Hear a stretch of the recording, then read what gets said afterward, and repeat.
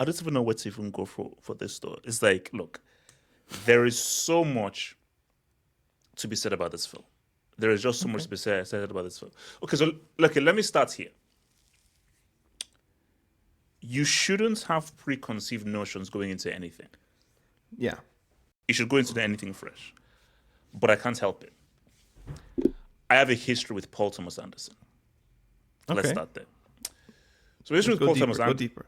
Okay, yeah. So what is that basically? So, have you watched Magnolia? No. The only film of his that I've seen for sure is There Will Be Blood, which Okay. I wasn't a great fan of. No. Neither was I.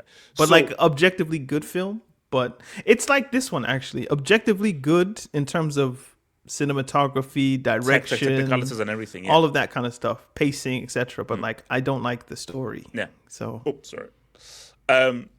So my thing is, so there's a scene in Magnolia where this black kid is freestyling for this cop. So it's basically, I'm bro. sorry. No, bro. What? When I saw the scene, I was like, this is because Can I basically, just give a quick aside? Just quickly. I was okay. watching the WNBA finals yesterday because it's just a random thing. Oh yeah, the clutch. Yeah. Did Asia you, Wilson. Asia Wilson. did you see the? This made me so messed up. Like so, there's a shot of AJ Wilson hitting the shot. That's the first player ever to hit a clutch shot over a married couple. That's funny. That's Bonner and Tom. Anyway, there was a kid that they had like at halftime, like a little Uh-oh. black kid, and he was like shimmying and dancing and doing the Harlem stuff. And there were white people kind of looking at him, like smiling. And instinctively, I just hit the button on my remote to just remove the cringe off of my screen. yeah. No, it's So cringe. It's cringe. I don't like performative blackness for whiteness, and what you just described, a black kid freestyling for a cop, is that. It was crazy because even if So I instinctively just want to get it off. Like no, his no. freestyle is sort of he's giving hints as to how to solve the kind of modern mystery in things, so it's encoded. But it's weird. And what was it? So I dug deeper, and apparently he had a white girlfriend who was an artist, and apparently his white girlfriend wrote the freestyle for the kid. Do the math. Connect those Thomas dots. Anderson's white girlfriend wrote the freestyle for the kid. For the black Gotcha. kid. Yeah. So I'm like, okay. So we fast forward. Oh, his girlfriend is Fiona Apple, isn't it? Like they Yes. were together. Yes. So Fiona it's not Apple. just any random white woman. It is like an excellent expert songwriter. Yeah. You know. Yeah. But That even still. I mean, but you can't just it's say, rap. oh, it's just there was just some random white woman. This is Fiona Apple. Like she's like a very but talented musician. So you can be the most talented person. Just Fiona Apple rap. she writes poetry, Okay, but now, she shouldn't be writing. She shouldn't be black facing. You know, but the see, words. see now, that's it. But that's not on her. That's on Anderson because No, it's no. it's his movie. It is completely nothing. Black kid in a particular neighborhood. You want to add authenticity. So therefore, the black kid will not be freestyling in the way that a white woman, even the most brilliant writer, would write. You have to get authentic. Okay, so how would a black kid freestyle, and how would their cadence be, and what words would they use? So rather than using, oh, let's get the best writer, no, you have to get someone that is authentic. Was there an N-word in the rap? Unique. There's swear words in it. Because Can you imagine? no, because every single time the police guy says, oh no, don't do that. No swearing. So he keeps on stopping him to say no swearing. So yeah. Okay. So we fast forward to 2021. Have you had he makes this film called Licorice Pizza. Never seen it. Yeah. I haven't seen that. I haven't seen The Master. Again, I've only seen There Will Be Yeah. Blood. So there's a scene in the film where I think this film is set back in the day where like this like white guy, and I think maybe his Japanese girlfriend. Every time he talks to his Japanese girlfriend, he talks like in, you know how English people mock Japanese accents. Again, I don't want to do it because I would sound weird. So when he speaks English to his Japanese girlfriend, he basically talks in a very mocking Japanese way. that when you look at it, it's like, this is like the kind of jokes that white guys used to crack to pretty much mock like Chinese or Japanese people. So, but Paul Thomas Anderson says, oh, no, no, no. The joke is on the white guy and everything, but how Asian people received it and the backlash was that you've not even made a commentary on racism, you've just put it in there. Rather than saying, okay, are you now making him look like a fool? Are you now making a commentary? Not making a commentary, just putting it in there. So it's very easy for us to interpret that you just find this funny. So already, coming into one brick after another, I'm already boom. You don't want to go on the journey with the director, pretty much. Yeah, no. So basically, I'm already like, Which is a okay, huge stumbling block when you walk into a film that you don't even want to like. If you want to believe what the director is putting on the screen, you'll go with it, even if you might not think you'll like it, or if you want to like it, you'll go with the director. But if you walk into a film and you're already like, I don't want to watch this because I don't like you, it's very hard for the director to win you over, or for the film to win you over, even if you're objective about the performances and what you're looking at aesthetically. The journey is just something I don't want to go on, and then you're making me do it over 2 hours and 45 minutes, which is like, ugh. No, but you see, this is on many levels because I can wear my hat as a black man. I can also wear my hat as a film critic. As a black guy, we're going to go all in here. As a film critic, it's a well-made film. Daniel, it's a badly written film. And we'll get there. When you just look at writing, story, character consistency, scenes that make sense. How many times have you watched make sense? What? How many times did you watch it? Just the once? Oh, just once. Just once. So I'm looking at this, I'm like, oh, no. This is really sloppy writing. Yeah. Because the writing and everything, the characters are inconsistent. Because I know what you're trying to do, and I know where you're trying to go, but it comes across as a very infantile way of dealing with the subject matter. But again, we're going to spoil this whole thing. So it is what it is. So so if no one's watched it, go watch it. If not, we're going to spoil the whole thing. From the jump off, this is the opening scene. A black female revolutionary in the middle of a military operation, right in the midst of an operation where things are tense, you force a general to have an erection, and the general walks out with an erection. This is the opening scene. So I'm like, because you've already sort of made me look confused, because I'm like, is this serious or is this a comedy? Yeah. And again, and this is even what I feared before coming into this. If you're dealing with white supremacy, a secret Aryan race brotherhood, and dealing with interracial stuff, I don't know where comedy fits in there, or pretty much almost slapstick comedy fits in there. I don't know how you can fit it in there, because you're sort of now demeaning the seriousness of what you're saying.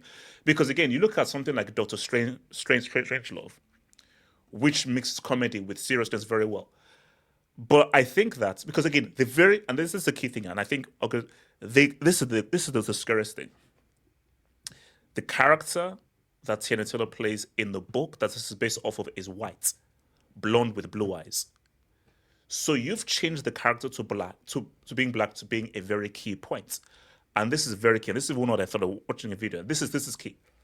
Actually, no, let me even say this right now. And this is an interesting jump off. Rap is the worst thing to happen to the black actor and actress. I need more in order to understand. So in the 90s, you had so many actors, up, down, and everywhere. Then in the 2000s, like, what happened to that actor? What happened to the actress? What happened to the actor? What happened to the actress? So there were two big years for rap, I believe, 95 and 1998. Those are arguably the two best years for rap. After 98, rap was global. So what the white executive would think is, we need a black character in this. Rather than go and find the actor, go find the rapper. Because for that white executive who doesn't know any black people, doesn't have any black friends, is not within black community, all they know of blackness is rap, based on just how big rap is. So that's why it's executive. His child has told him about this rapper. I'm a rapper. So if you need a black character to evoke blackness, to get that kind of black, to evoke the kind of black aura, just get the rapper because rap equals black. Black equals rap. So what that does is that for the actor, you don't that job you'd normally be able to screen test for, it's gone to Tiana Taylor. It's gone to 50 Cent. It's gone to Common. It's gone to Ludacris. It's gone to LL Cool J. And what you now had is all those actors and actresses you had in the 90s completely are not getting any of those jobs. Because see, back in the 90s or the 80s, but specifically the 90s, to get the black guy, you had to get an actor. Because rap just wasn't a big thing. So there was nothing to rock to of like, let's just get typical blackness and run to rap because rap wasn't big. So in 94 or 93, you had to go get that actor. You had to go get that actor. And suddenly they're all gone. So the issue is you now go to this thing right now where... Not in every instance, bro. It's just that it wasn't all rappers. I don't know. Obviously, so like even if you look at like something like New Jack City, okay, like the Ice-T character exists in that one, doesn't it? Yeah. Or is that Colors? Either way, but there's like rappers in the thing. But then you're balancing it with like Wesley Snipes. Wesley Snipes. You know, who's like one of the generational actors of his era. And he plays the key role in the whole thing. In this movie, there's Wood Harris is one of those actors, but he's basically a nothing entity in the film. No, nobody.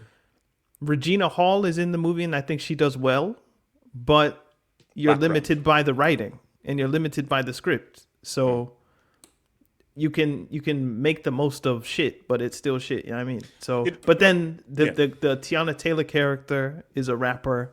Jungle Pussy is a rapper. And the other black character is like making her debut. So she's not someone that's well known. Chase Infinity. Like she's not household name as yet. But so I understand what you're saying though. I get it. Okay, again, we look at those two characters, Tiana Taylor and Jungle Pussy. Bro, so it's well. I think Tiana Taylor she is an actor on her way, but she's not an actor. And when you look at that role, did Paul Thomas Anderson want someone to act?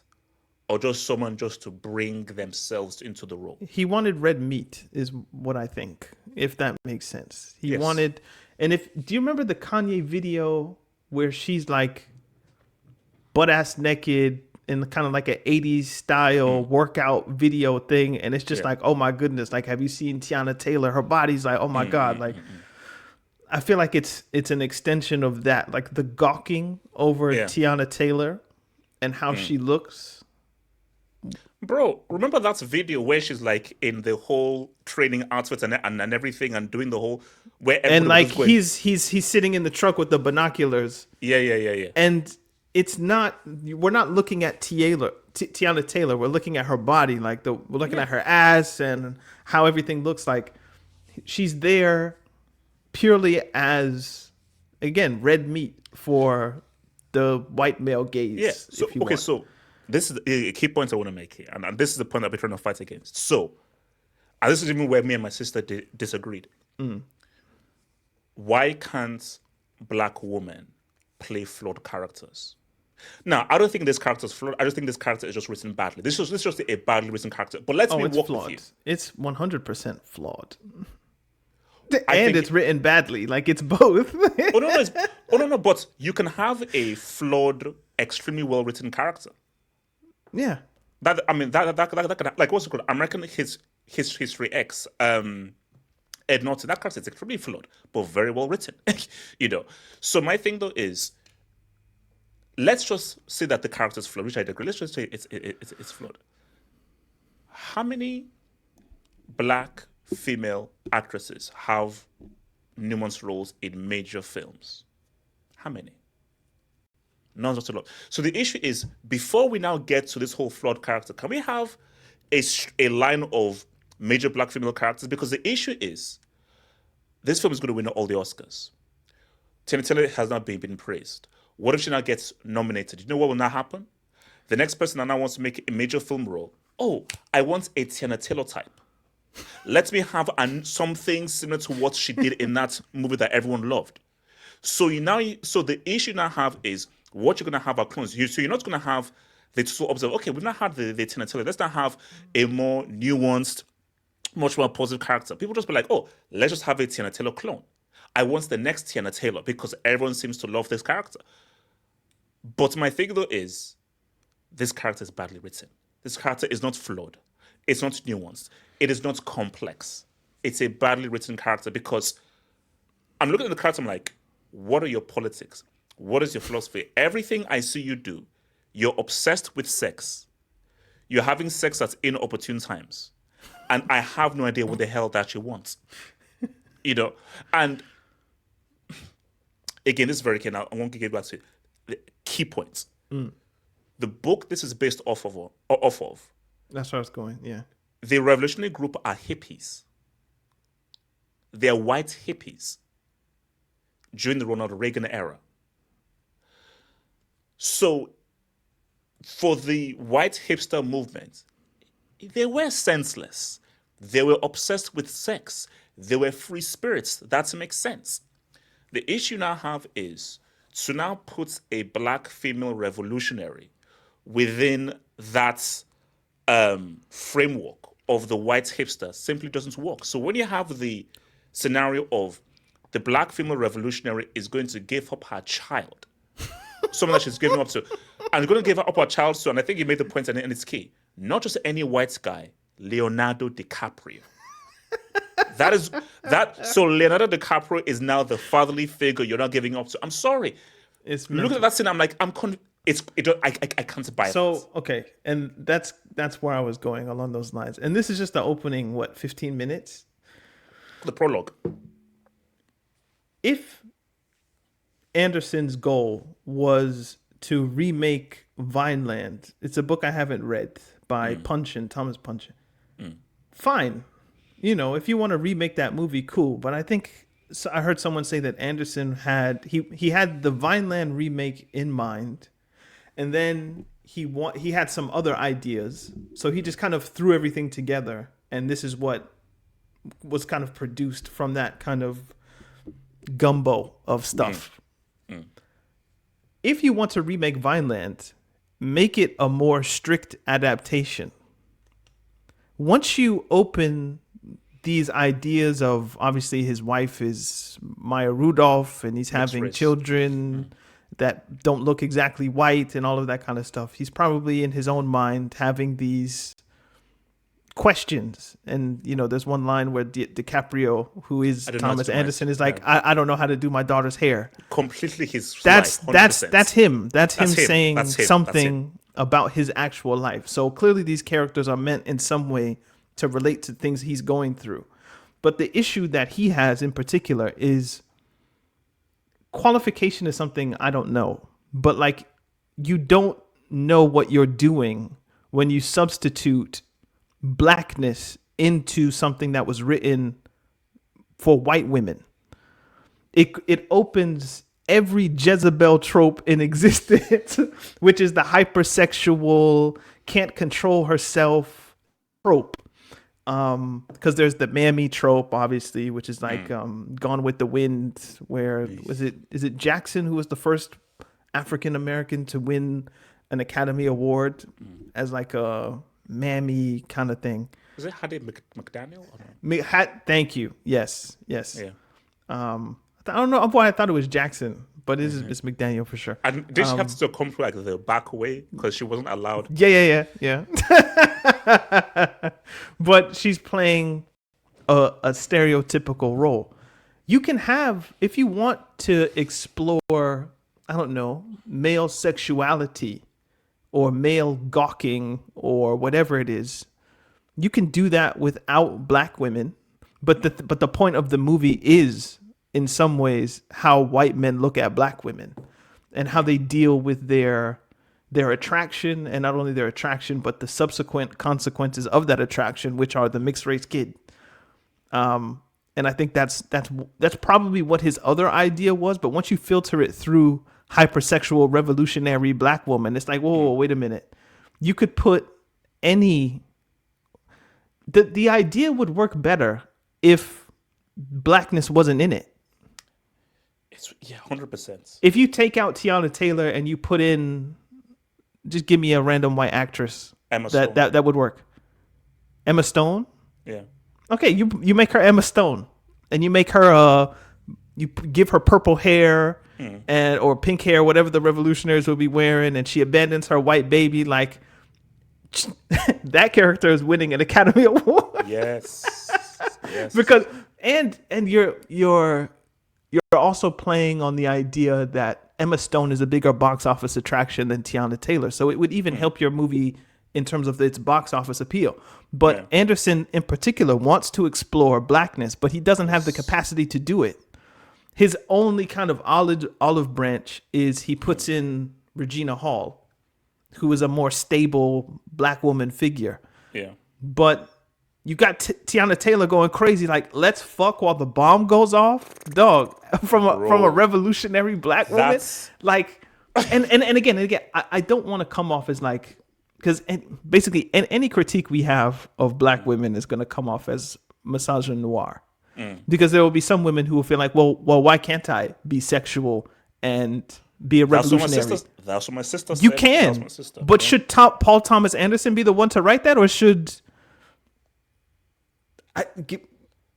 who's the director of 13th, whose name just escapes me? Ava DuVernay. Yeah, maybe she can write that. Or like Cord Jefferson or something. Yeah, she can come up with that story and actually put it in correct context. But the sexuality of the black woman is only in one brick after another, as a plot device to drive the motivations of Sean Penn and Leonardo DiCaprio. It's not there because it should be. It's there because it needs to be for Anderson's goal. But the key thing to that point again, which I think I was trying to explain to my sister, because my sister did make that point of like, why can't black women be messy, be sexual and everything? And I want to come back to the whole postpartum thing and everything. Postpartum depression, yeah. Postpartum, because that's all BS. So my thing is, okay, I feel that it's a case of wanting or be glad to be part of great white art. As long as I'm a part of great white art, hey, you'll always look for an excuse to defend it. Oh no, but it's complex. It's nuanced because this is being praised. You'd never want to think that Paul Thomas Anderson is racist. So you're going to say, oh, it's because again, to look at the perfidia character and say, again, it goes back. You know what? The same will keep on going on again whenever we talk. Malcolm X, fear the white liberal, because let's be real. If you're on the right, you hate this film. Yeah. If you're on the left, you like this film, but this film is not actually in support of the left. Because what I want to ask Paul is, what point are you making? It's a liberal film. It's not a leftist film. There's a difference between liberal and leftist at this point. Like that we need to nail down. Aren't the liberals morons? I.e., the revolutionaries. Aren't they liberals? But you're conflating liberal and leftist. Like those are two different political entities. These people are leftist, at least extremely leftists, because they're going into detention centers and liberating people. They're blowing up banks. They're blowing up political offices. So it's revolutionary violence is what it is what it's meant to be. Liberals will like the film because there's an eventual comeuppance for these people. Like they end up dying. Like they're not going about it the right way. The right way is the slow, gradual process of voting and this and that. That's the liberal ideology. Leftist is a little bit more extreme. For the white liberal. But the film is a caricature of what liberals think revolutionaries are. which is like the code words that you need to memorize are Gil Scott's hair and the revolution will not be televised. It's like this is what the stereotype of what a liberal would think of what a leftist is. You know what I mean? Yeah. So, So basically, it's pretty much criticizing right and left. But my thing though is again, which is the thing most chilling about this whole thing is, again, the white liberal is not your ally. They're not your ally. That's always been the misconception, because for the white liberal, they are praising the depiction of Tina Taylor. To call that a great performance where she should be nominated, one of the best performances ever. Now you're just being condescending. Now you're just being insulting. Well, to call that performance great is being you're being insulting. There's a level of like freedom that she exudes that I can see as someone interpreting as liberatory. That she acts exactly how she wants to act, and she doesn't let anything, even her own child, stop her from doing what she wants to do. She uses what she has to get what she wants and all that kind of stuff. Which in some ways I can interpret as like, oh, that's an interesting idea. But she's a plot device for Sean Penn and Leonardo DiCaprio and ultimately Anderson to get off his points about what it's like to be the white person with a black child or a black spouse, or just this attraction to blackness. So she's the way she is to serve the white ideal of the movie. Know what I mean? If it was written by Ava DuVernay and you had like a over sexualized black woman, there would be more meat. There would be something there other than just rampant sexuality. There would be a political grounding. There would be roots there that would explain why are you even doing what you're doing. There's basically none of that in this film. And this is why I go back to why this is sloppy writing, because every character in a film should evoke an emotion from you, whether that be a positive emotion or negative emotion. So I use the example of like Scarface. After Scarface, I hated Tony Montana. He's an idiot. I was like, bro, you are a moron. You are a complete and utter moron. You get high on your own supply. You're too hot-headed. You're too high-strung. I was like, oh wow, you killed your best friend because he liked your sister because of some stupidness and everything. Who better to be with your sister than your best friend if he's really your man's? He's an idiot. He's an idiot. But the issue though is that's great writing by Oliver Stone and that was great acting by Al Pacino. Daniel, what emotion am I supposed to get from Perfidia? Attraction. You're supposed to look at her and think, I want to fuck you. Because then that makes you understand why Sean Penn's character is doing what he's doing. It makes you understand why Leo's character does what he does. So and then it's a sexual object, pretty much.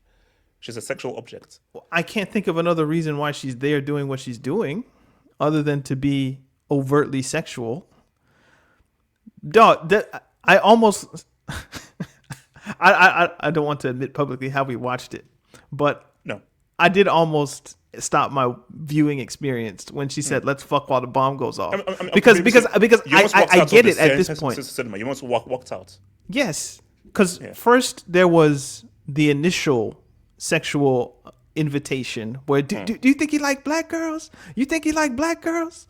Then there was Leonardo DiCaprio in the film is a bomb maker. And he's explaining this is a switch and this is how you do it. And she's rubbing her pussy, gets off the couch and gets on top of him while he's making the bomb.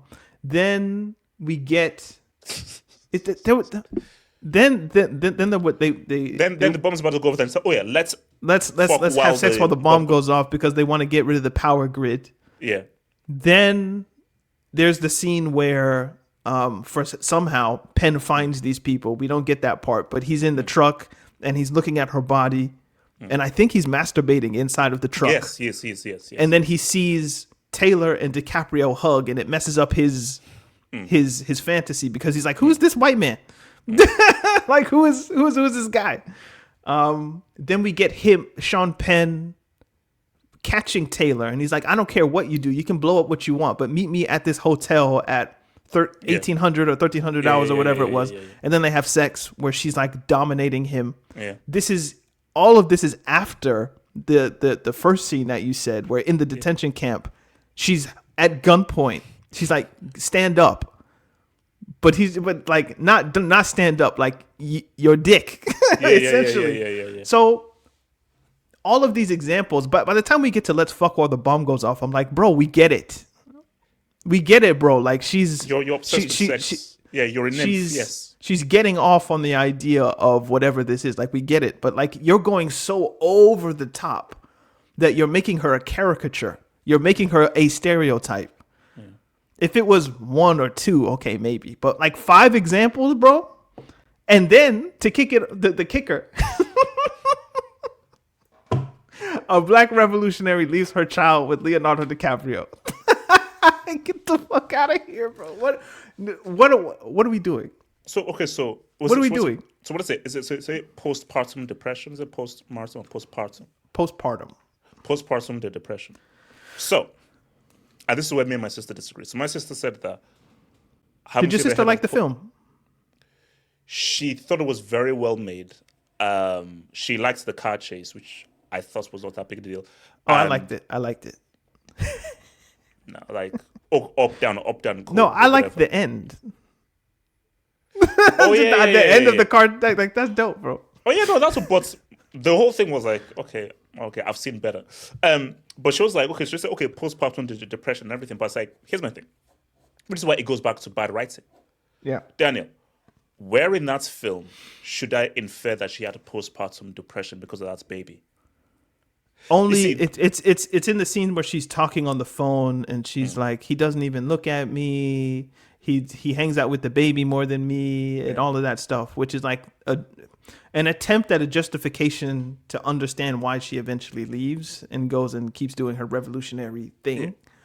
But like it's not enough for me to buy what you're selling. Again, that's what I said. It's messy writing because the character you've presented, there's nothing you've written or shown me that would think that character has postpartum depression. Because you've been so overt with the sexualization. You've been so overt with this person being high-strung. I do what I want. Crazy. I just think there's just an extremely irresponsible hothead. Yeah. It's you've more justified through her actions that she's selfish and she's doing what she wants, rather than this is some sort of I should have sympathy because it's you're in a depressive state. Yeah. And then he tries to clean it up at the very end of the film with the letter, where she's off camera and stuff. But like by then it's too late, bro. It's not. And what I'll say is there is an explanation for everything that happens in the film. So in terms of he attempts to clean up where it's messy, even if we maybe we'll get to it, but we talk about the car chase. Yeah. Leonardo's just out there driving around everywhere. Like just the idea that he stumbles upon exactly where she is, his daughter anyway, is like ridiculous. But then there's that one scene where he stops and asks in Spanish, is there a bad guy that you've seen driving around here? And they tell him, no, not this way, that way. So like there are scenes in there where like he's attempting to cover up some of the holes that exist within the thing. Yeah. So someone would say that scene where she's talking either with her mother or a friend or whoever about Leonardo DiCaprio is an explanation for it. But in the sense, I don't find it clean filmmaking. No. Because you haven't laid enough foundation for what you're putting to stand. Know what I mean? But it's there. So someone could say it is there. Like he did try to correct where this is going. But yeah, I mean I like look basically I just find the film but specifically the love for the film and the reception of the film just fascinating. That's fascinating. I get it. Like, okay, how many films are you going to go to in present day, especially in the political climate that America exists in now, where a liberal audience will go into it and see people violently liberating migrants from detention centers? That's not something that you are going to often see in a Warner Brother picture production. So even if you don't like where the story is going, I can see how some people might think, nah, but like, bro, he said something. He's talking about the migrants and all of this and all of that. What? No. What did he say? He No, showed stuff. no. But he didn't say anything. That's my point. There's what he said of the migrants is the juxtaposition between Del Toro's organization and the organization we're supposed to have sympathy for. The French 75. Yeah. The organization of the migrants in the sanctuary cities is the same level of organization that a group of leftist revolutionaries should have if they're going out and committing, revolutionary violence. Yeah. But their organization is, again, it's very clownish, buffoonish, lampoonish. They're clowns. They're clowns. Yeah, they're clowns. Coonish in some ways. They're coonish, yes. Like robbing the bank and saying, this is what black revolution This is what black power looks like. No. Let's stop there. No, please. We need to pause this. So. Is it? No. So there's a rapper called Jungle Pussy. Why is your name called Jungle Pussy? That's what I would like to say. Why is your name called Jungle Pussy? Why? Jungle body, jungle pussy. So is that fine? So Paul Thomas Anderson, you want to cast a rapper? Okay. Change the name. I'm making this rapper. You are the director and the writer. Was Ludacris called Ludacris in Crash? Was Common called Common in American Gangster? Was T.I. called T.I. in American Gangster? They were not called that. Was DMX called Other DMX in Romeo Must Die? They were not. Was LL Cool J called LL Cool J in Into Deep? Is he in Into Deep? Or was Nas? Okay, wait. Was Nas called Nas in Belly, or did he have a character name? He had a character name. Yeah. Why call her Jungle Pussy? Oh, Jungle Pussy dead. No more pussy. Why? So that's my thing. For number one, if I want to jump into the mind of Paul Thomas Anderson, number one, it's funny. wait, what's funny? Her name? Jungle Pussy is funny. It's objectively funny. Like, you couldn't come up with a more humorous name to call someone. Think like the guy's name is Lockjaw. Like the names in the film are dumb. So Jungle Pussy is actually more or less consistent, like Perfidia Beverly Hills. Like it's dumb. No, but come on, Jungle Pussy, jungle, blacks in a jungle. That's where you're from. I'm getting there. Yeah. The reason you don't change it though is because she's there for the hypersexualization of black women, and she seems like someone who will just say and do anything. And Jungle Pussy's kind of like whatever. So the scene where she's just like, I ain't got no mask. I'm taking your money so I can get my. Did she say? Now this is me inferring to get my hair and nails. Did I hear that, or am I tripping? I can't remember. But it's just like this is stupid. But this is again how a liberal might conceive of. Oh, this is how if a black woman were to rob a bank in a leftist organization, maybe they would be every stereotype in existence. And that's what she's there to represent. And also, Perfidia needs a home girl. Because Hall isn't really going for that. She's a more respectable revolutionary in that sense. She seems like the only one of the group that has like a brain. Yeah. So. No. That scene in the bank was. That was just bad. Some coonish, bro. That was coonish. Do you know what I found interesting? Was the cop that they shot was black. Yeah. Or the security guard. I don't know, cop or security guard. Not accidental for me. In the sense of like it's another one of those dog whistles to the liberals who are watching that if you go too far, the people who you're purporting to save, to liberate, to free, your own people will be the people that you end up killing. Oh yeah. So because you see how hesitates and everything before she shoots him. She's like, "Come on, man, chill, man," because she makes it. He makes it a thing of like chill, like just chill out, and then you hear the gunshots. So it's a warning to those people. Oh, You want to be revolutionary, huh? You want to do leftist violence, huh? You want to do that? Well, now look, you're killing your own people. Black on black violence. It's one of those things. So basically, I think ultimately the film is like a love letter to the white boy, to the white guy. Like ultimately, who wins at the end? It's DiCaprio. Yeah. You get a smoke pot, you get high, you get to pretty much forget all the code words given to you for secrecy. Get around all the code words. You stumble into your daughter by mistake. You never have to violently face any kind of warfare or anything. And at the end of the day, you and her pretty much hug up. You play with your phone, and the last thing we see is him playing on his phone. And bro, if Benicio del Toro's character was an African, magical Negro trope, but because he just appears. Oh yeah, and saves him because remember magical Latino. Bro, DiCaprio was running on the roofs with the skateboarders. Yeah, and falls, catches the tree barely, and gets arrested. He should have been done there, but they freed him through their network, and then they drove. Del Toro pushes him out the car so he can get away.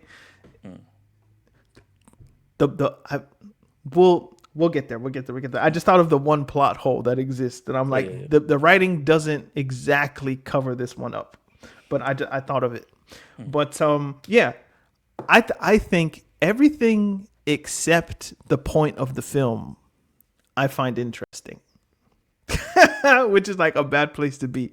Like if the movie was about Del Toro's people and like he called himself like Harriet Tubman. Do you remember when he called himself Harriet Tubman in the Underground Railroad? Like that is an interesting idea. And he's helping the French 75 member because they free migrants. So it makes sense that they would become comrades in that way.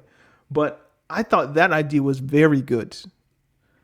It's just that it wasn't the point of the film. It was a backdrop while we see these clownish leftist revolutionaries unable to remember codes and smoke pot and just all of the tropes, bro. I think that's why for me, like, I just didn't like the film because I'm like, a large part of the film is a comedy, and the comedy I didn't find funny.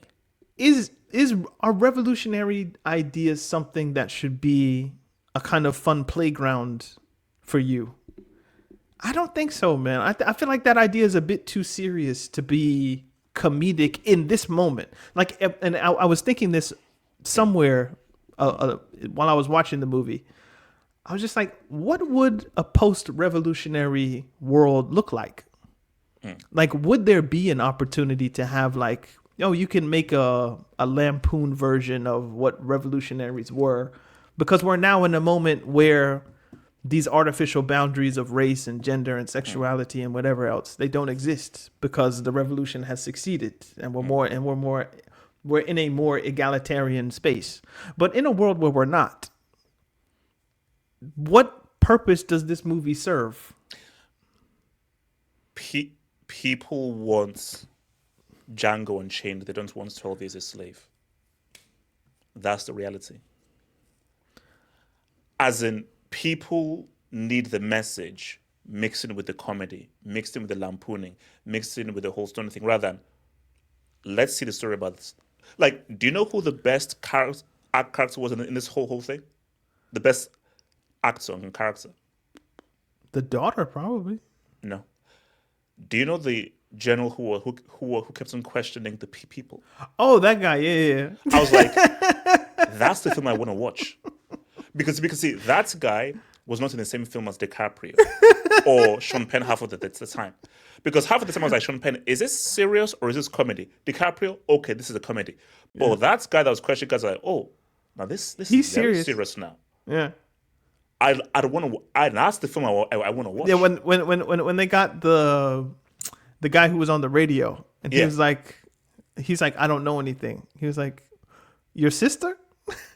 Yeah. He's like, what about your sister? He was like, I said shit. Oh yeah.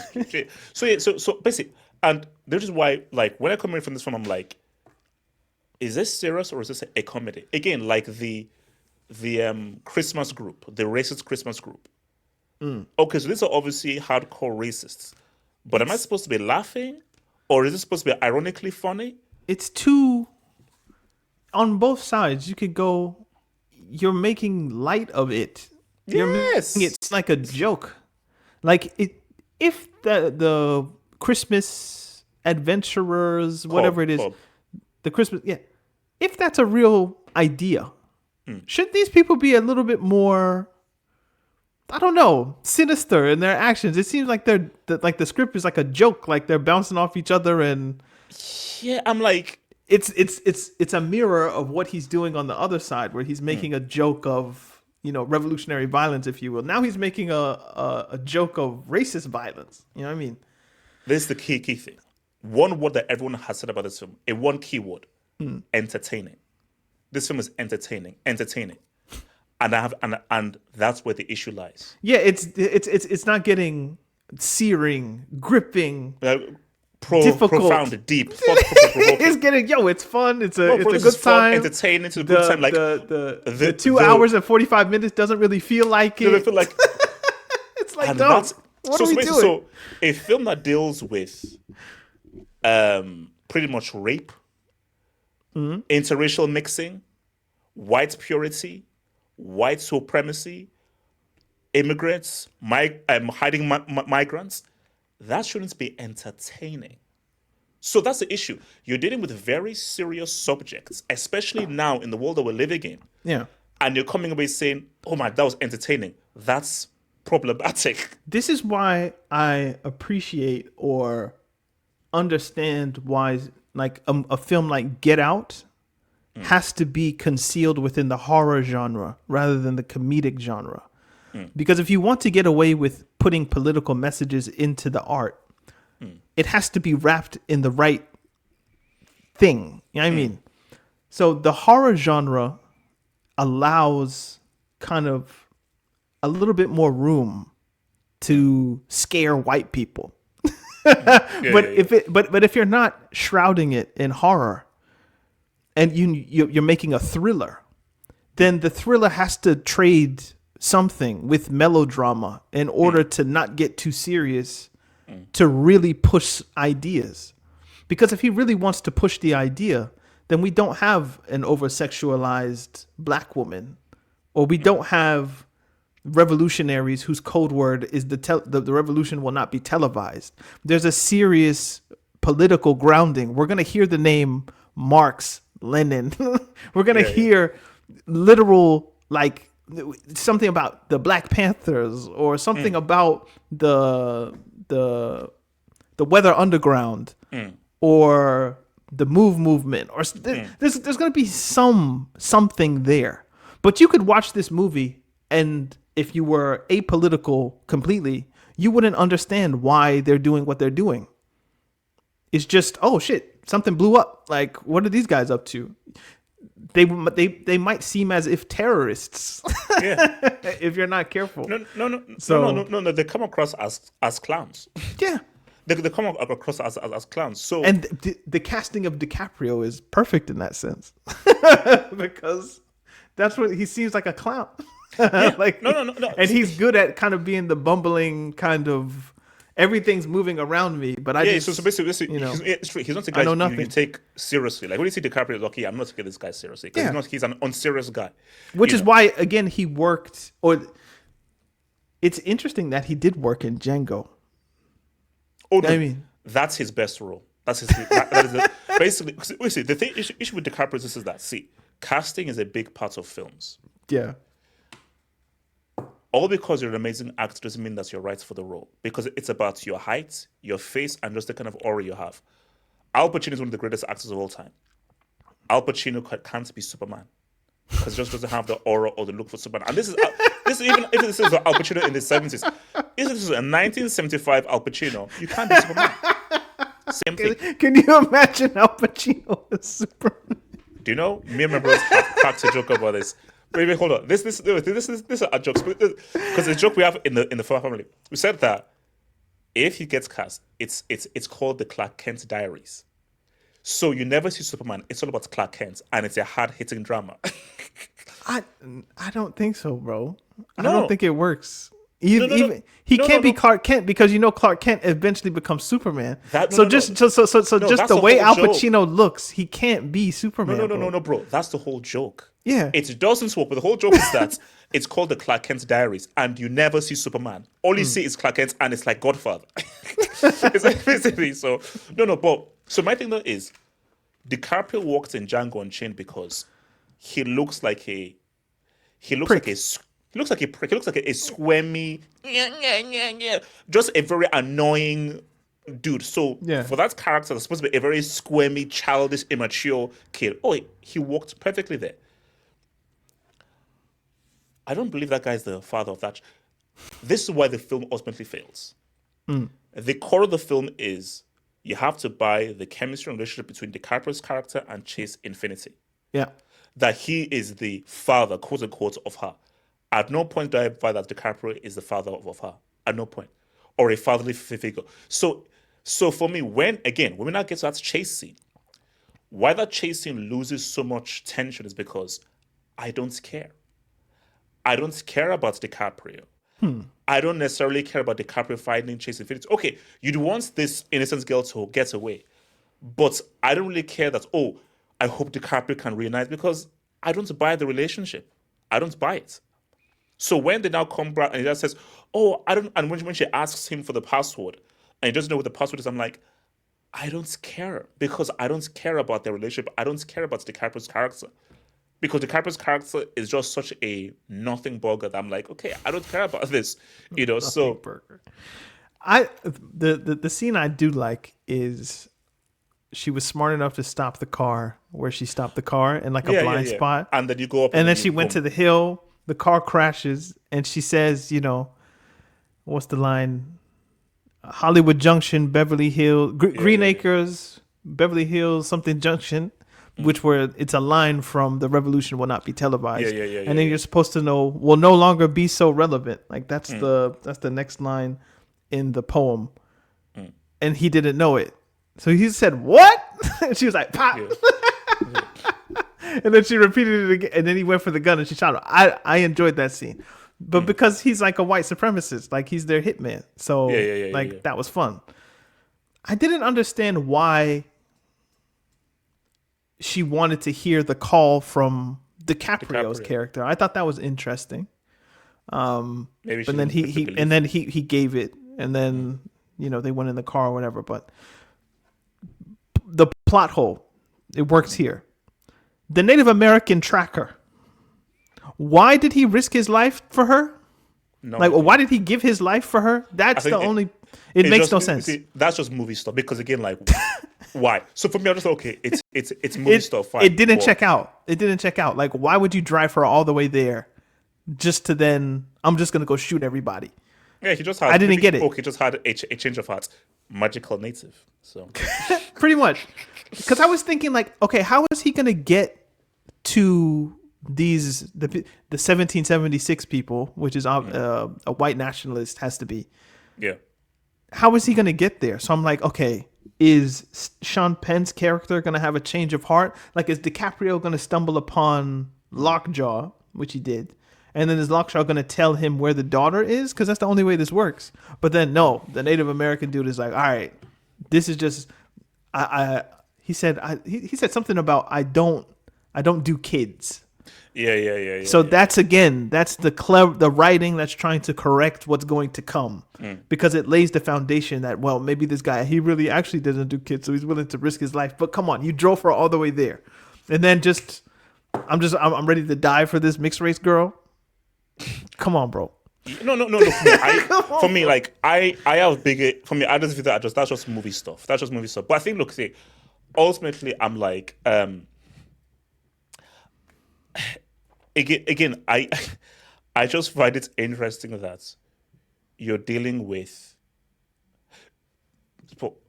why cast black people in this film? Why? That's just what I ask for. Like, why? Because he had a black idea. Oh damn! That had nothing to do with the Punch-In remake. But then he mixed them together. It has to be. He blended these ideas together and came up with, I'm going to get my mixed race Maya Rudolph thoughts off while at the same time mixing it with revolutionary ideas and, you know, we're gonna make the remake. We're gonna make but it's gonna be a loose adaptation this So time. no, I think he's basically combining his personal life with the remake. 100%. I don't know how to do her hair just randomly in the Yeah, car. yeah. That's To someone who just really it. is like, come on, bro. I don't give a shit, man. Yeah, no. But for me, I just say again, I think when you just look at all this stuff, it just shows you that's the problem of Hollywood. Because again, media is so powerful. And bro, again, I use the example. Malcolm X was never taught to me in any class or school. The only time I knew of Malcolm X was through a film.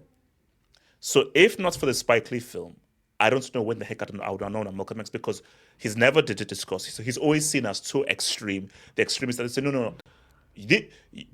Martin Luther King is how you be a revolutionary, not like Malcolm X. So your oppressor is telling you how to go against oppression. Where not like Malcolm X, but like Martin Luther King. But again, if not for that film, if not for that piece of media, I'd have never known about Spike Lee.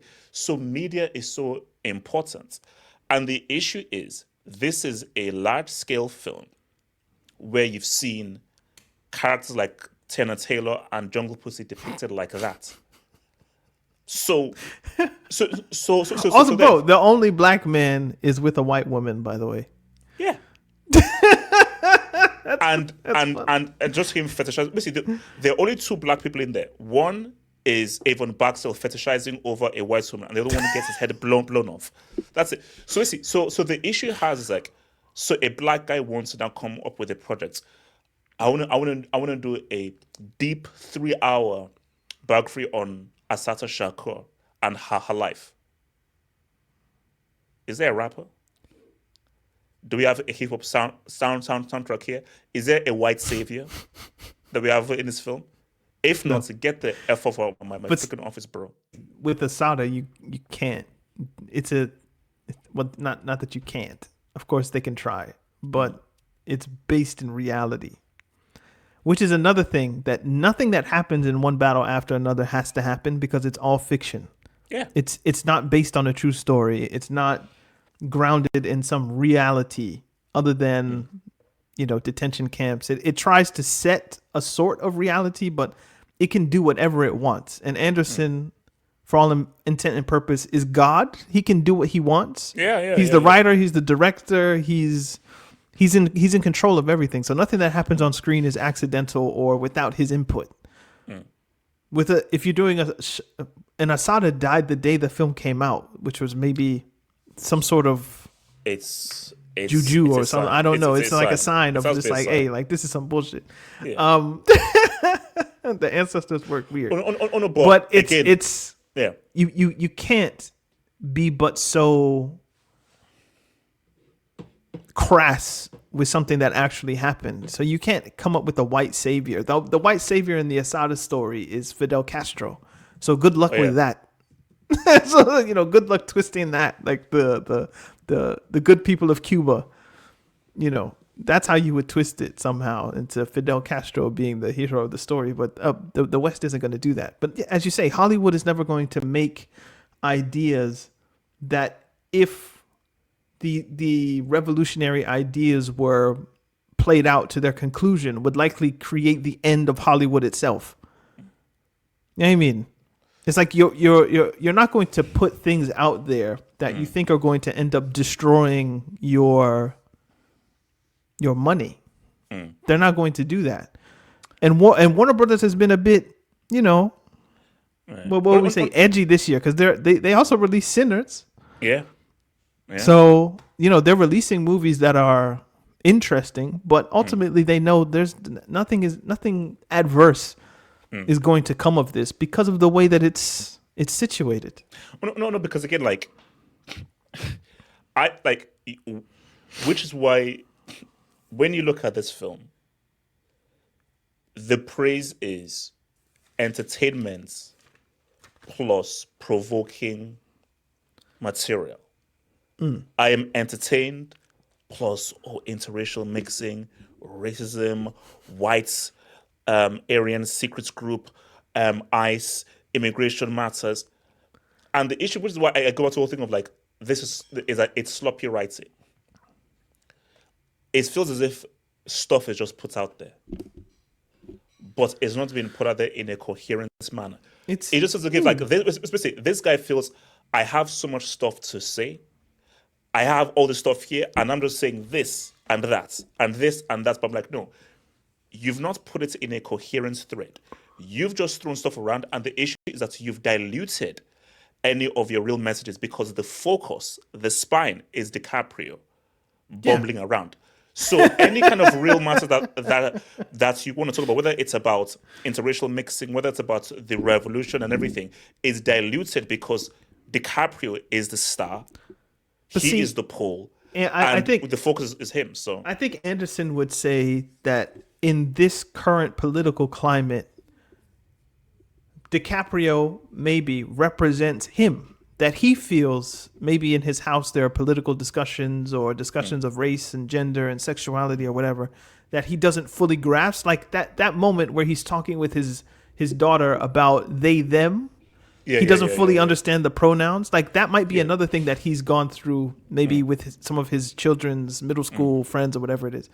So maybe he would say that the bumbling kind of idiocy of that DiCaprio is able to kind of tap into is something that he feels in his personal life as white man surrounded by black people in his mind. Because it's just like one of the racist dudes when they were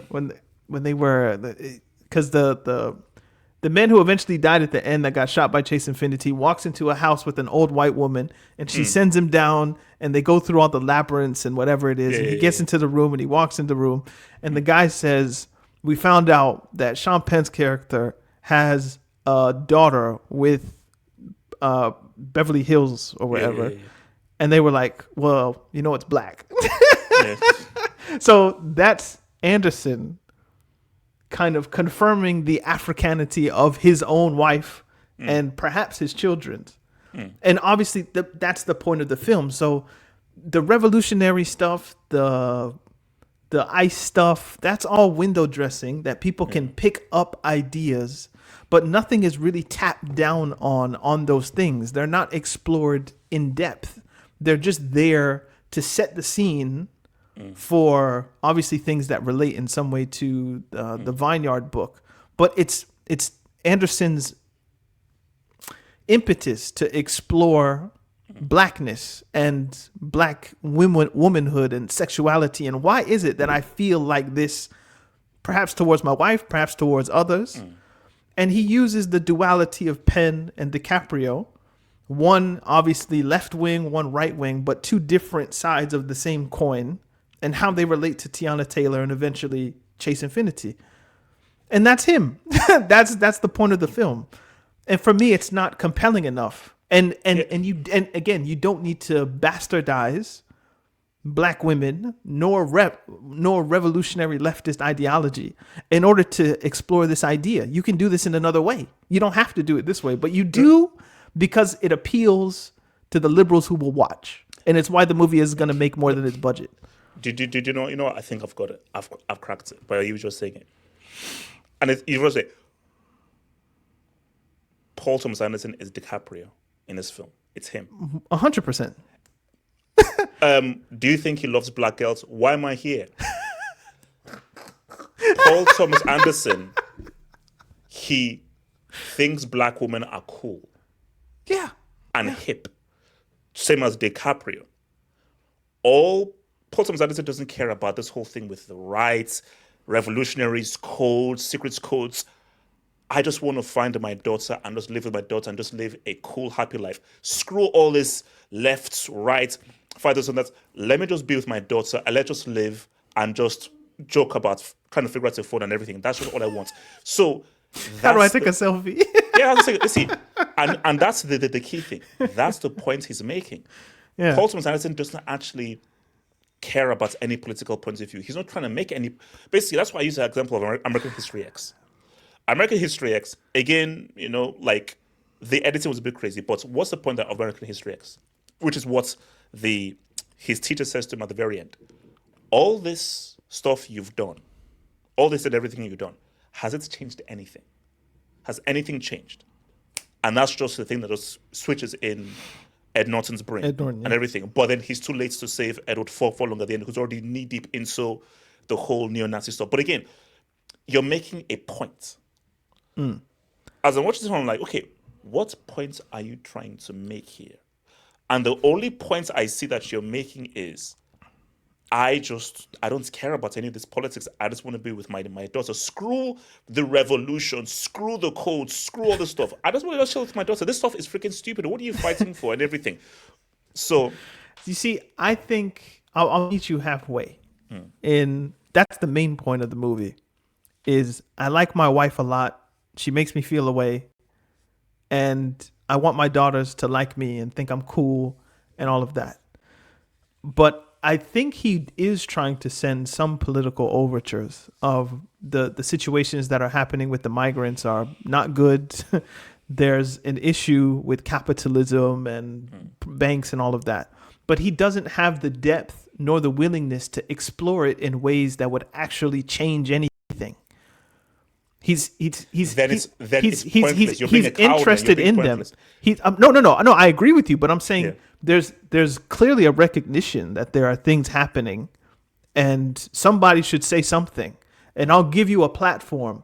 But am I willing to stick my neck out there and actually go even further than where I'm going? Absolutely not, because my point here is to use that as a backdrop to explore my daughter.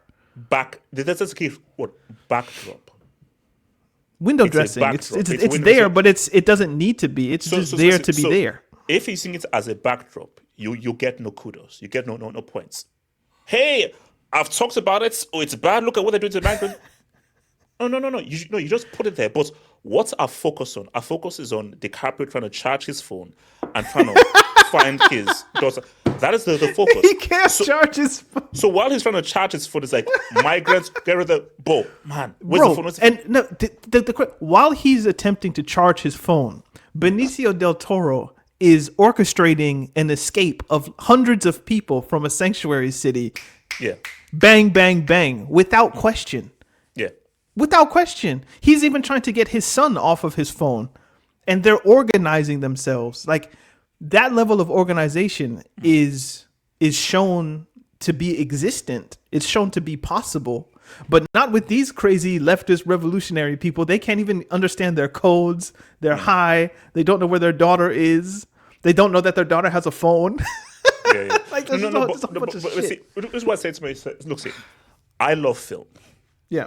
And film, I'm a huge passionate guy on film. So I'm the guy of like, I'm for the arts, protect the arts. But I think what people are doing is where the art is more important than anything. Reality and real life will always be the most important thing. So my thing is, we are living in too serious a time to have an entertaining portrayal of ICE, immigration, Revolution. racism, and revolution. So for me, which is why I say, like, it's going to be very telling when this film wins all the Oscars, because it's going to win everything. So when this film wins Best Director, Best Picture, in Trumperica, which is what this world is, in Trumperica, you are going to award that, and that's supposed to mean what? Because for the liberal, yeah, man, we stick it to Trump. This is about, the immigrants, racism, and everything. But is this film really about what's happening to immigration is bad? Because it doesn't make a strong enough point. Because the film it's confusing. You're saying so many different mixed messages. But again, which is what the key thing is, that I said to people that films are cooked. The movie industry is cooked. It's trash. And to exalt this into masterpiece status, cinematic masterpiece status, I'm like, wow. No, that's insane. being the best thing you've watched this year does not mean it's an all-time great. It just means it's the best thing you've watched this year, if that's what you think. It's not better than Sinners, by the way. It's not better than Sinners, but but again, if you say it's like, oh, and even but Sinners has is its own black. issues. Oh no, But- Sinners is not perfect, bro. But Sinners, see, when okay, again, let's see if it's like just But that's somebody who's actually trying to say something. you see, let's He let's and let's, he's yeah, go, so go. just because okay, let's compare them both. Same company, Warner Brothers Yeah, Pictures. yeah. Sinners Don't again, not perfect issues.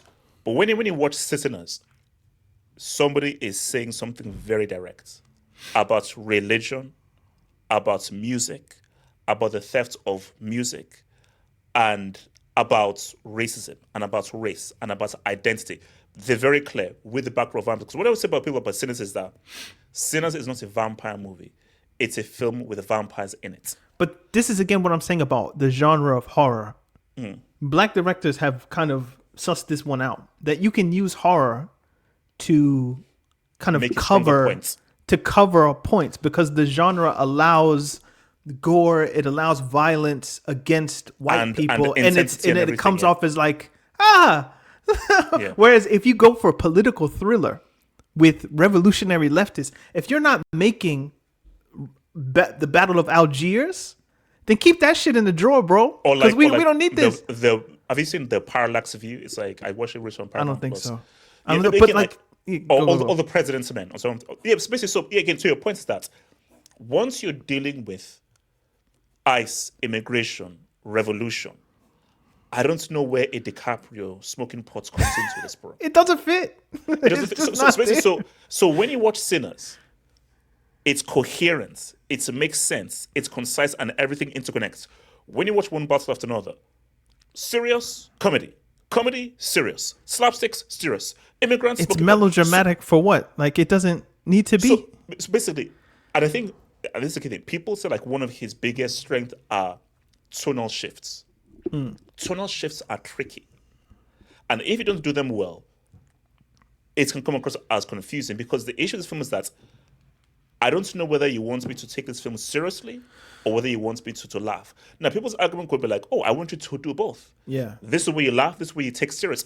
But the tone, it's so much of a clash that at the end of the day, I'm like, okay, it's a comedy. I'm sorry. It is. I think it's a joke. It must be Yeah. a joke. It's a- Otherwise, no, no, if it's not a joke, then you change the actress Jungle Pussy. You give her an actual name. But the fact that you keep it Jungle Pussy, you're making jokes here. You're mocking it.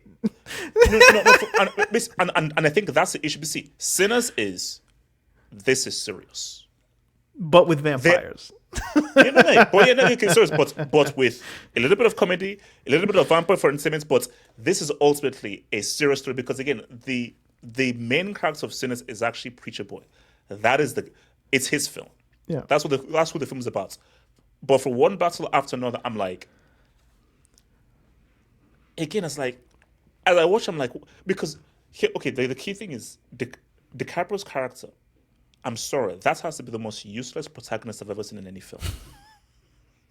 Like you're just used. Like you have no agency. You mess up everything. So my thing is that. So how am I supposed to? What is my emotion towards the DiCaprio character? Because I'll give you an example. No, bro. If you're Paul Thomas Anderson or someone like him, what you're supposed to feel is DiCaprio's helplessness and bumbling foolishness as a reflection of you. Because that must be what he's saying. yeah. Is that I feel useless in this moment. I don't feel capable in this moment. I just want to stay home and get high. But I can't run on the roof. I don't remember the numbers. I don't know and can't do anything, even though I have the intent. That has to be what people are meant to be attracted to in DiCaprio. But no, I don't like that. Yeah, no, but again, for me, I just think it detracts from the film because Yeah. I'm like, if you're the main character and you're the protagonist, and because again, it's like, is it a comedy or serious? If it's a comedy, okay, then what's the point? If it's serious, you're gonna get killed or arrested. Yeah. So somehow Del Toro's character got to that guy and you managed to get out of that situation. Somehow you got to meet you. I'm like, okay, so are we dealing in like can I ask a Disneyland question Fairy about World or Anderson? something? Yeah. Are his previous films more or less comedic? Because I've only seen There Will Be Blood, and there are some funny moments, but mostly it's serious. I think so. Magnolia is serious. Okay. Boogie Nights is comedic. Oh, I've seen Boogie Nights. Yeah, that's A long time ago, but yeah, a bit of comedic and everything. So it has Wahlberg in it. Yeah. yeah, Mark Wahlberg. Okay. Yeah. But I think he tries to just put in bits of comedy in most of his. Most of his will just have a little bit of comedy here and there. Like The Master is very serious. So All right.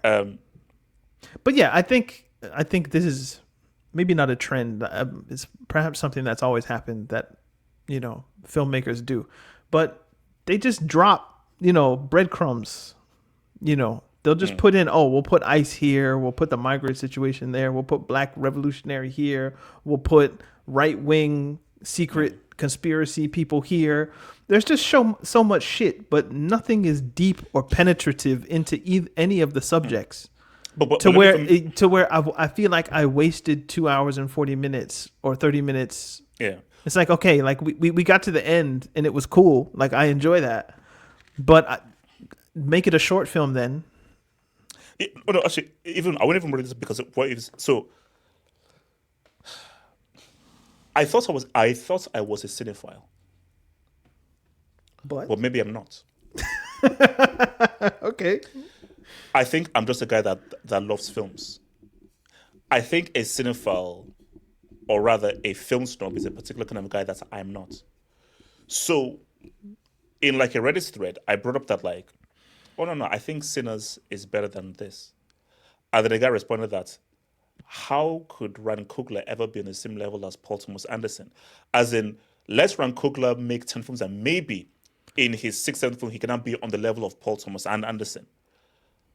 And then I was like, that's a very condescending, snobbish view.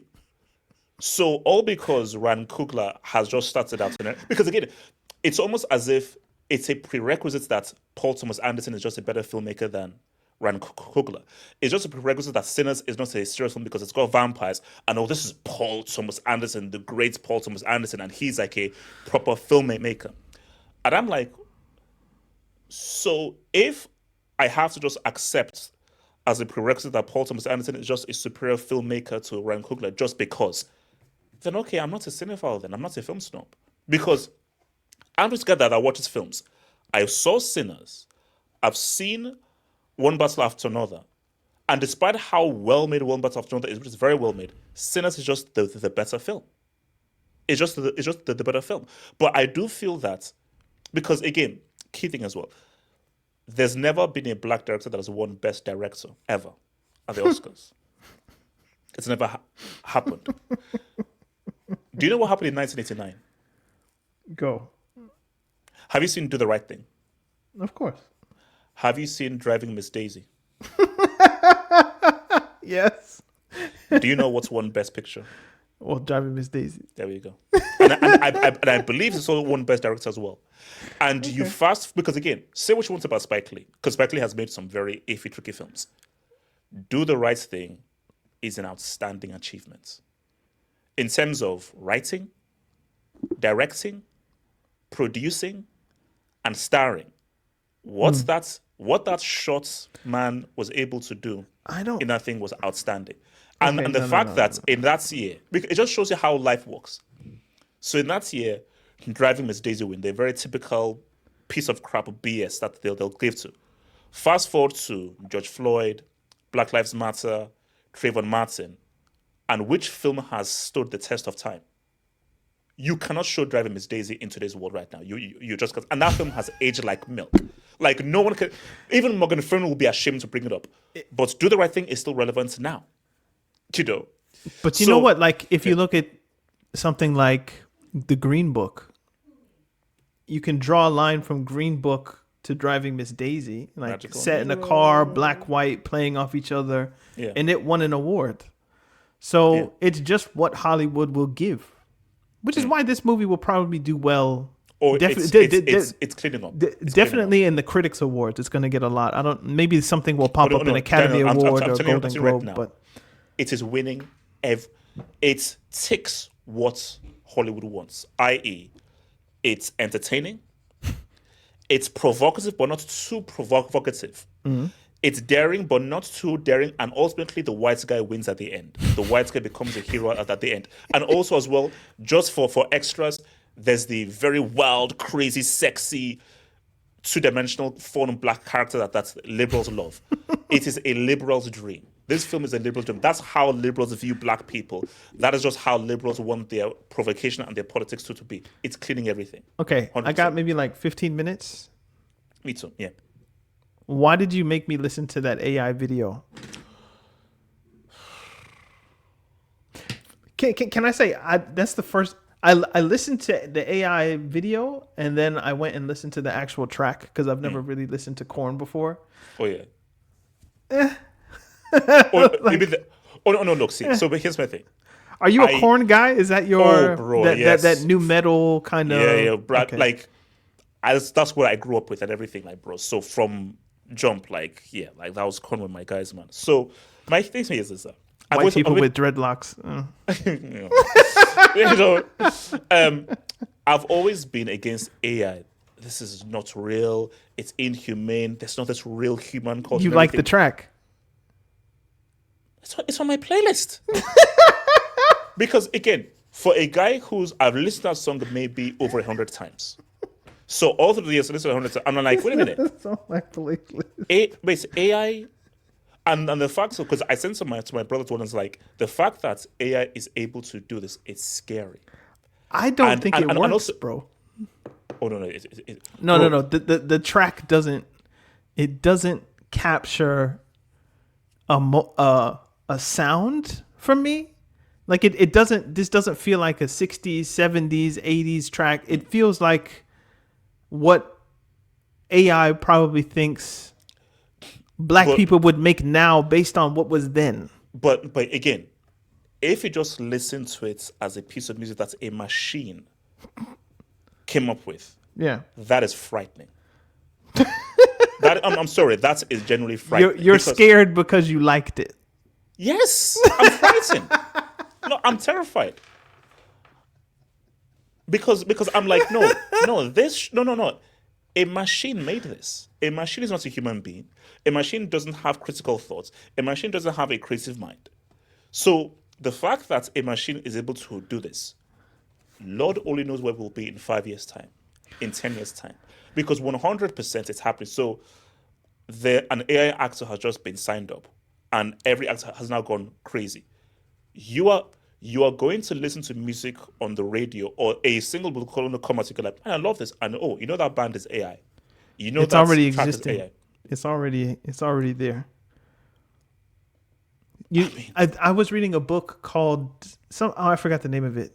It's written by Liz Pelly. It's like the rise and cost of the mood machine, the cost of the perfect Spotify playlist or something like that.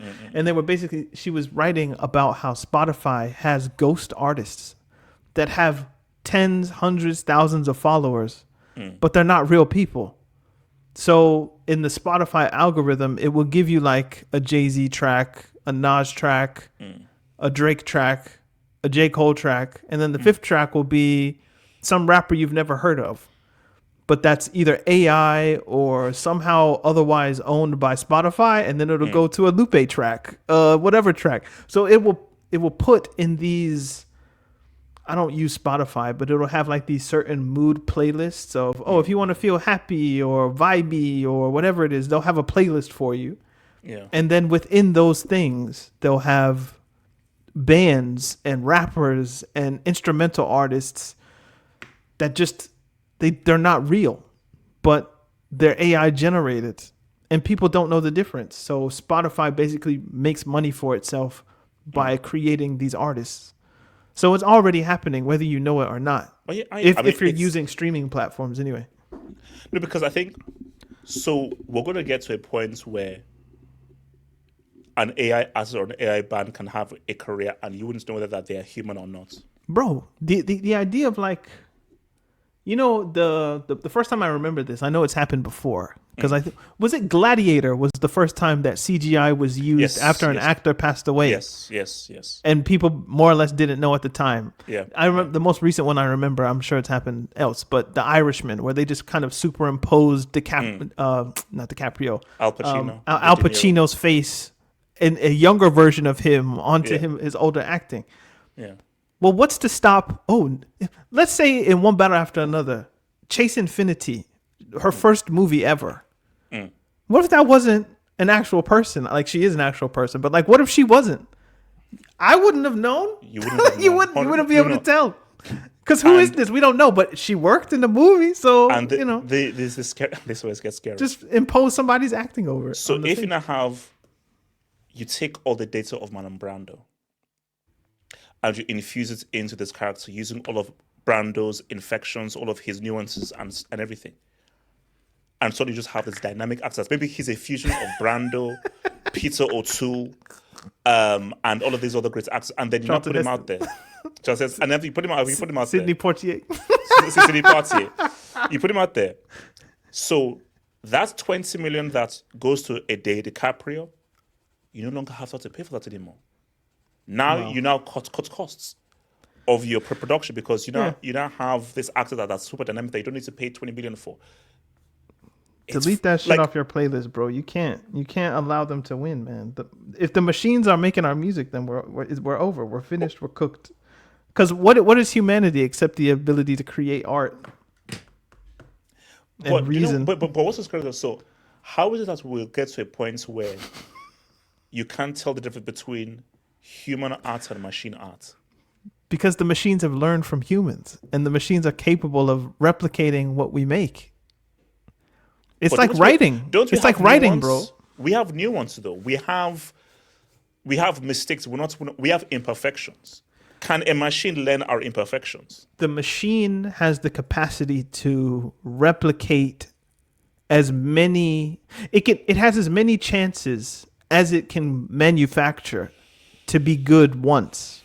Whereas a human, basically, either you have it or you don't. The machine can just keep going. Yeah. So if it doesn't hit that correctly, it can just go back, edit, and just spit out something. Whereas a human, it has to come from you. It's not just like some algorithmic process. So no, it's very scary, man. Writing is the same. All of these things have learned from, they go back and they read Shakespeare and everything that's ever been written, and they see, okay, it's more likely that this word will come after the next one. So then it generates the text it's predicting. Yeah, the best thing is it's just taking it in. And eventually it will be able to, write a script in the voice of Paul Thomas Anderson. Yeah.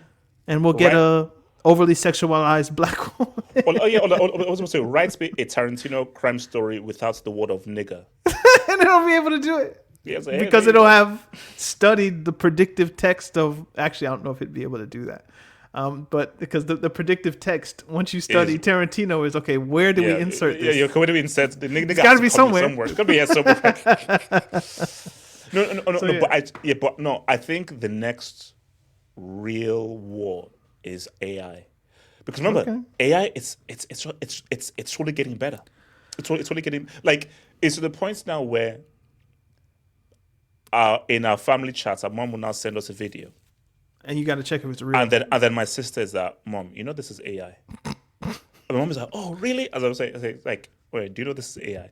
Because my mom, she will not be able to tell. And the issue now, if you go to Facebook, almost every other post is AI. Yeah. So at the point, I'm like, oh, really? Well, this is AI. You can tell, though. No, bro. If you're keen. No. I'll send it to you. There is a video where there's a talk show of Michael Jackson and Adolf Hitler arguing over who invented the moonwalk. I saw Kobe Bryant streaming the other day. Kobe Bryant, hey, what's up, chat? He was talking, what's up, chat? He was talking chat. No, you're lying. I'm not lying. And somebody was like, this shit got to stop, because obviously you can't play with Kobe Bryant on the internet. But it was Kobe Bryant, basically like I Show Speed or Kai Cenat, talking to the chat. He was playing NBA 2K, talking to the chat. Yeah. I said, "What is this?" Yeah, like what's it called? That shit is like, scary, man. Like Zelda Williams even said that, please stop sending me AI videos of my dad. Please. Robin Who? Williams. Oh, Robin wow. Williams' daughter. I mean, do you know how Her name fucked is up you have to Zelda? be? Because I think he's into gaming. So Interesting. he's really into Nintendo stuff. So he named her Zelda. I was watching England Scotland 1999 the other day. Just it's on YouTube, so I was like, Yeah. let's watch it. It's Scotland 1-1 and it had like the old commercials from 1999, and it had the commercial for Final Fantasy 8. I was like, yo, I couldn't imagine when that shit dropped.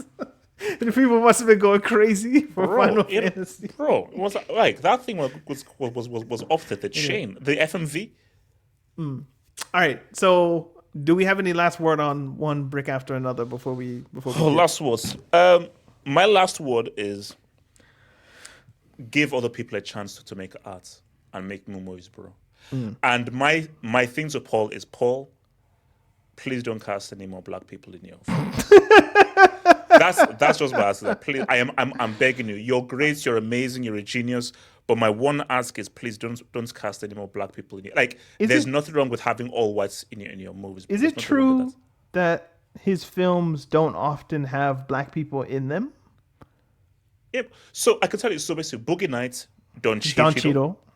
Magnolia, I don't think so. The Master, I don't think so. Basically, outside of Boogie Nights And the one black kid who's rapping to a cop. and the one black kid, yeah, there are hardly any black people in this film. So perhaps this was one of his, hey, you don't have enough black people. There's not enough different voices. So then he's And like, maybe okay, his I got you. daughters are like, hey, yo, dad, like, come on, bro. I got you. And these, Yeah, I these- got you. these- Oh my god, no, we almost forgot. oh, okay. This pussy don't pop for nobody. Did it say this pussy don't pop for nobody, or this pussy don't pop for you? Whatever the case may be. Then look, think about this. Black revolutionary, you escape witness protection. But But first, first, you leave a note to this white racist guy who forces to have sex. Why don't you just what's that supposed to mean? Why leave a note saying in super ghetto jive, this pussy don't pop for you? Wait, Paul, what are we doing here? Paul, Paul, why? Why? I don't know what to say, bro.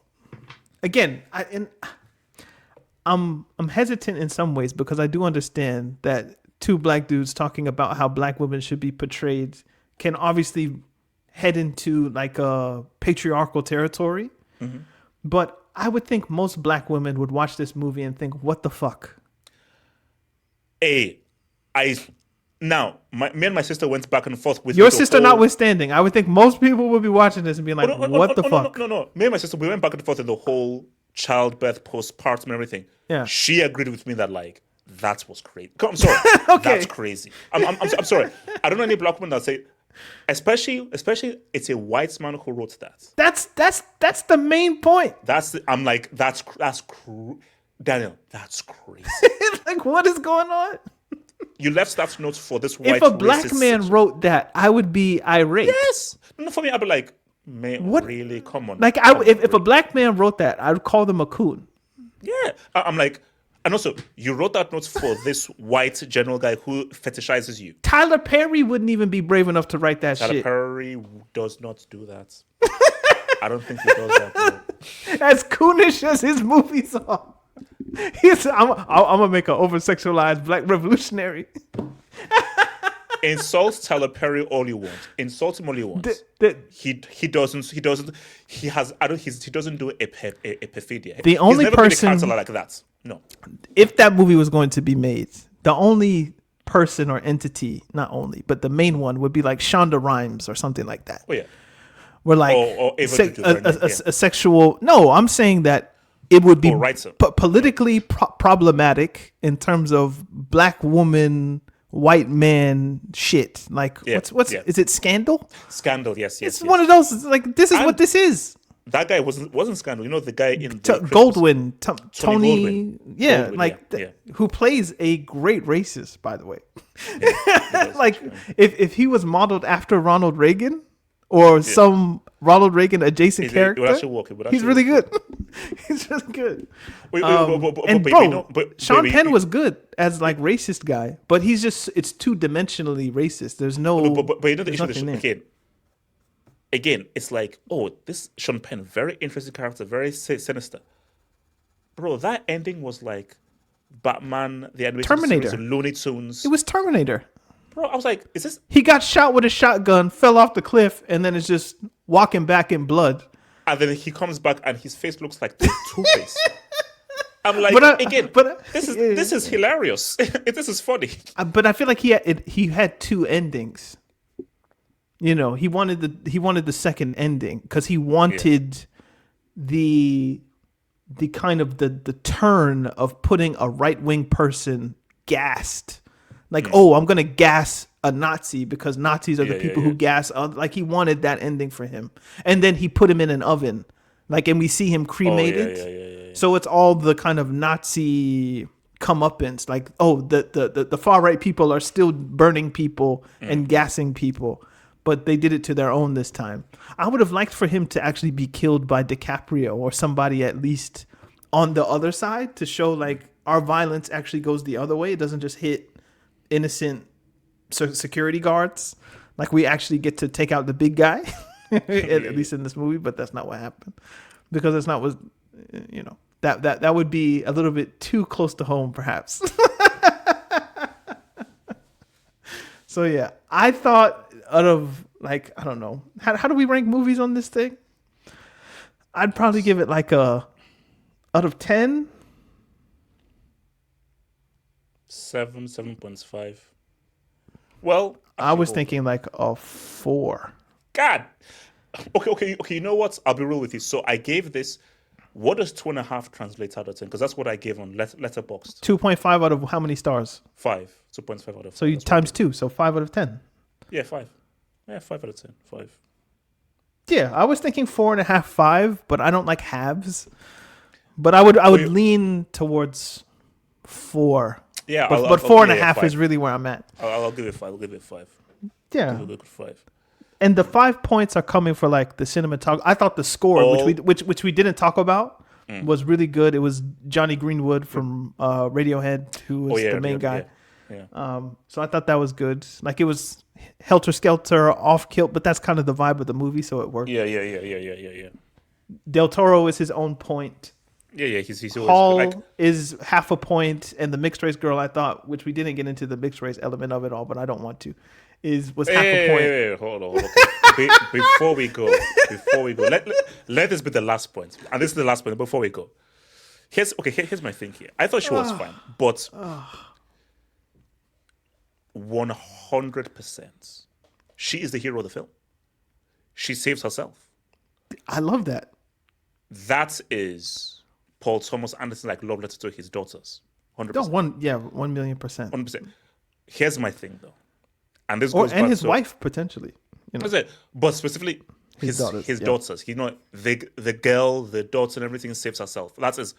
So my thing here is that it goes back just to a unfortunate thing, as in you've never had a black woman.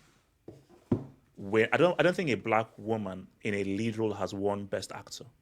Apart from Halle Berry, remember she's mixed. I think Halle Berry is the only black lead who's won Best Actor, as in a lead, not supporting lead.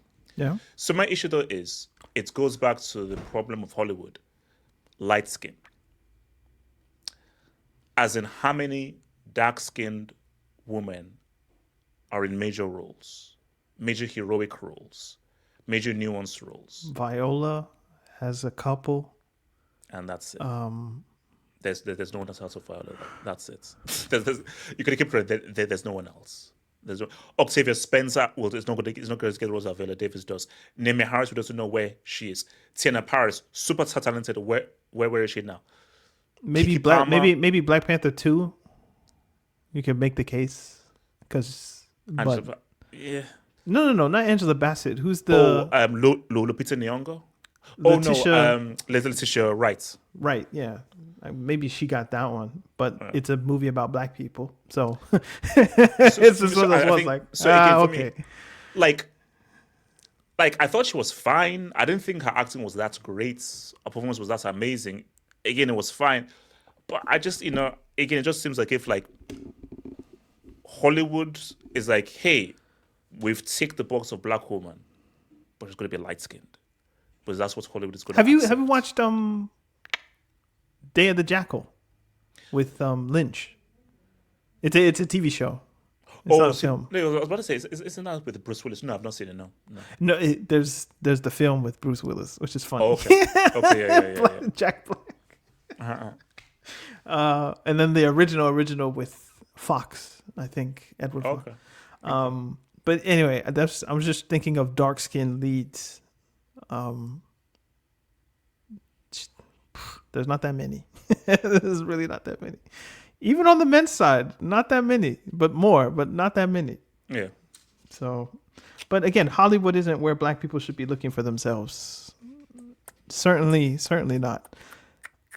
One funny bar that I'll leave you with: Chase Infinity is 25 years old, which means she's too old for Leonardo DiCaprio. Oh no, I think as we like Chelsea wouldn't sign her, so obviously. And also a crazy thing though, so she's named after I think it's Chase Meridian from the woman in Batman Forever, the reporter played by the Australian actress. She's called Chase Meridian, I think. Mm-hmm. So Chase is and Buzz Lightyear to infinity and beyond. To infinity and beyond, yeah. Which is wild. So